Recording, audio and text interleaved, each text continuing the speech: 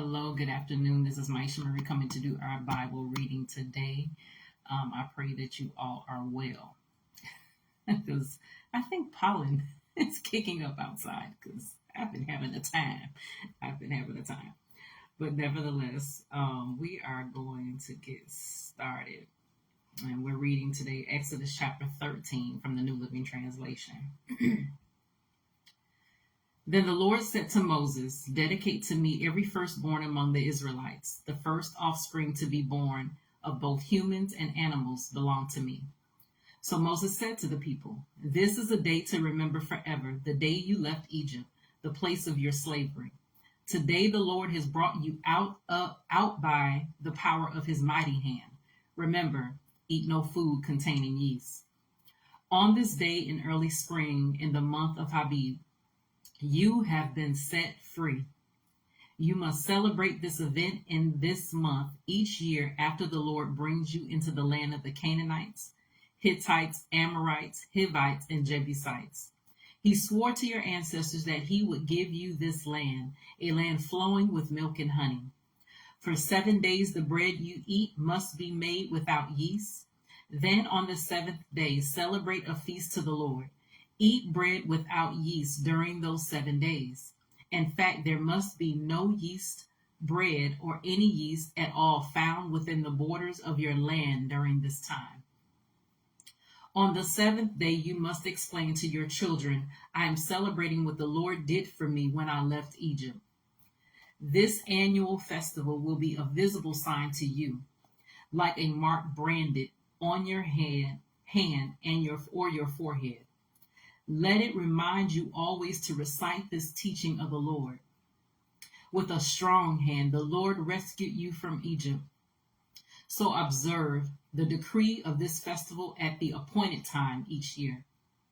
This is what you must do when the Lord fulfills the promise he swore to you and to your ancestors.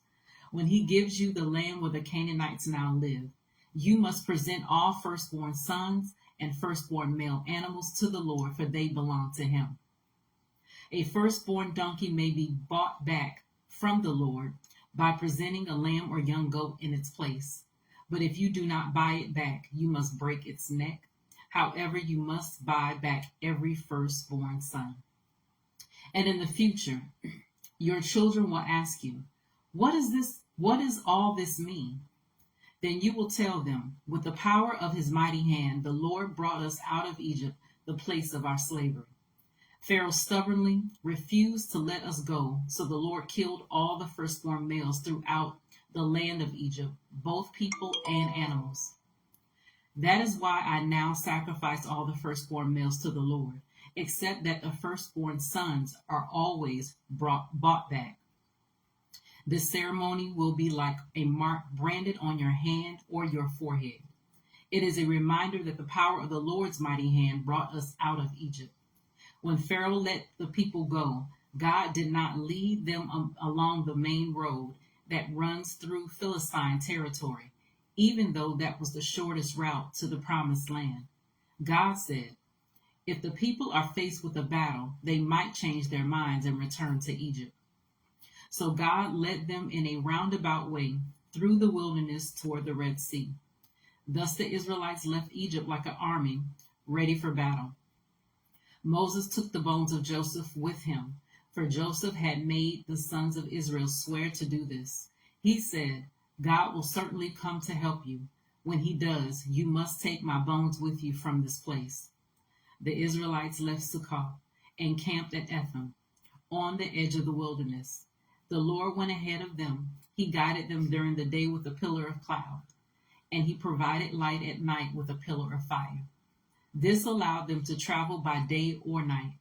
And the Lord did not remove the pillar of cloud or pillar of fire from its place in front of the people.